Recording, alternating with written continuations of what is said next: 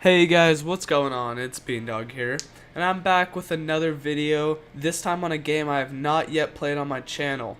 Now, I did get the game a little bit late, and I have played a decent amount, but not as much as I would have if I got the game earlier. But you know, I'm just gonna jump straight into it, guys. So today's video is about 10 tips and tricks to help you get better in Battlefield.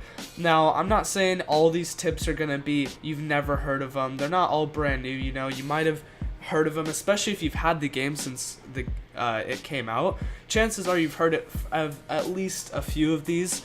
But I think that there's going to be at least a couple tips in these videos that you've not heard yet or not seen yet that could potentially help you. Now we're just going to jump straight into this. So for our first tip, play the objective, guys. I can't tell you how annoying it is to go play Conquest, which is basically domination, pretty much for the most part. I'm tired of seeing people just playing to get kills. It's really annoying. If you want to go play to get kills, play TDM. It's actually a fun game mode. But if you're going to be playing Conquest, please at least try and go for some of the flags. I don't see why you wouldn't. It gets you more points.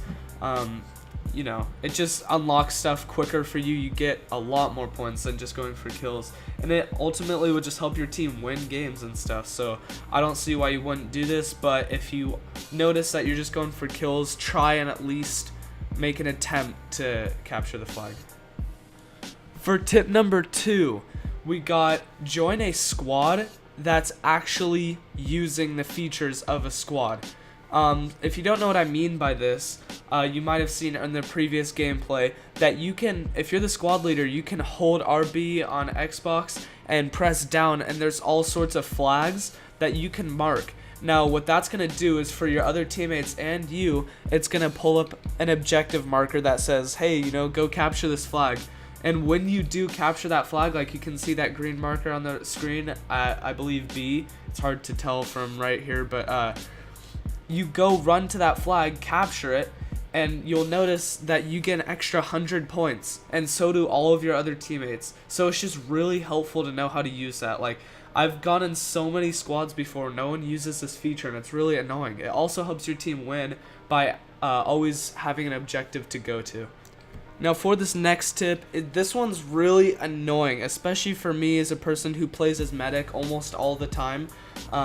Please wait for your medics. If you notice at the bottom left corner of your screen after you die there's a medic nearby, wait for them. Because as you can see in that clip, I just literally ran over to him with the intent of reviving him. That was my goal, and he respawns. Now that can be really annoying, especially in sticky situations when there's lots of enemies, because you're risking your life that you might have to respawn to go revive the person who just got down, and so it's really annoying. And also you don't get the points. Like, it's just annoying, and why not wait for them? You know, you get a spawn right there.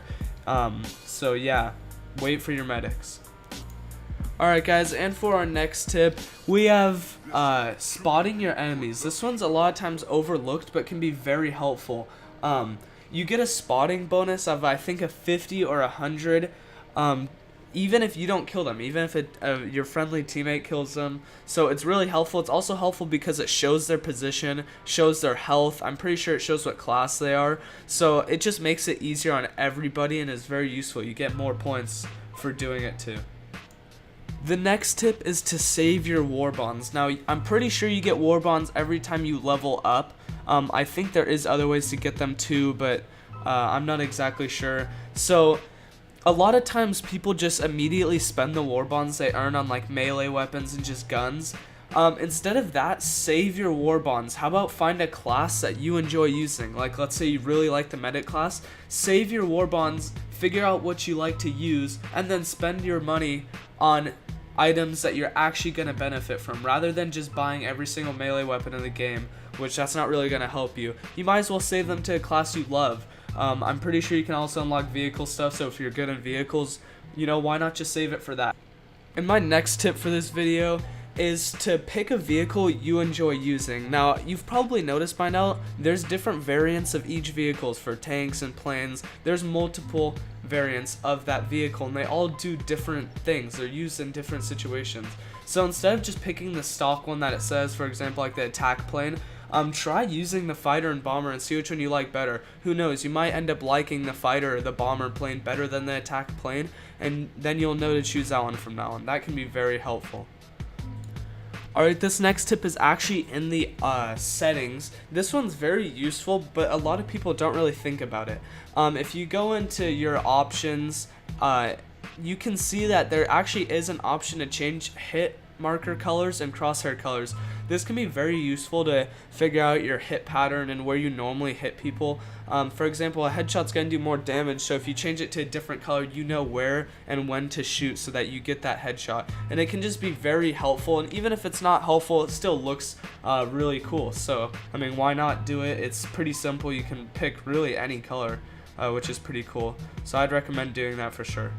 Alright, this next tip is very useful, especially if you like playing as a medic. I believe I found this myself. Like, I have not seen this anywhere. I just mistakenly did this one day. But as you can see, if someone throws gas, and you equip your gas mask, you cannot aim down sights, which can be very annoying. But if you're playing as a medic and you throw a med kit down, as you can see, the gas isn't doing any damage to me and my friend right here.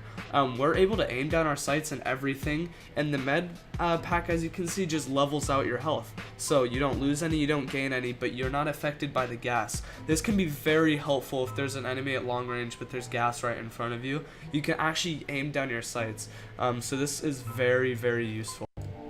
And my next tip is another one in the settings. Now this one is probably one of the most useful ones on this list. Many people might not know about this because this has almost always been a PC thing, but they've actually implemented it to console now. So not on all games, but in Battlefield, if you go into your settings, I was kind of lost here finding it, but if you go into your settings and you go down to video, there's actually an option to switch your field of view. Now if you don't know what this is, and then you probably noticed something was wrong about my gameplay. It seems very weird and like just stretched out. Now this seems weird at first, but honestly you get used to it and it is really helpful. Basically what it does is you can see more to your left and right than you usually could. It makes it seem like you're running faster too, so I guess that can kind of trick your mind, but it's very helpful. Like, you can see more to the left and right, and you can spot enemies that you wouldn't normally be able to see. So yeah, I would definitely recommend switching that to the highest. You get used to it pretty quickly, and it's very helpful. And for my final tip, this is personally one of my favorites. I do it so much, and I've picked up a lot of extra kills doing this. Whenever I feel like I'm about to die, or I see someone and I think I might not kill them in time, I always throw my grenade.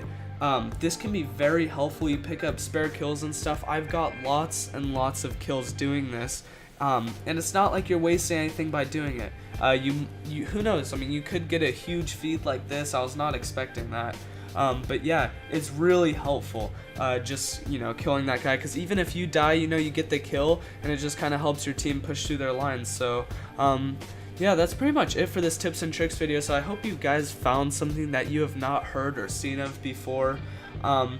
Make sure to leave a like on this video. I am planning on posting more often. I know I've been gone for a really long time now, and I keep on saying I'm going to come back, but this time I actually am, guys. I'm really going to try hard. So if you enjoyed this video or you saw any tips you have not seen, make sure to just leave it a like, maybe subscribe for more future videos like this. But anyways, thank you guys so much for watching, and I'm out for today, so see you guys.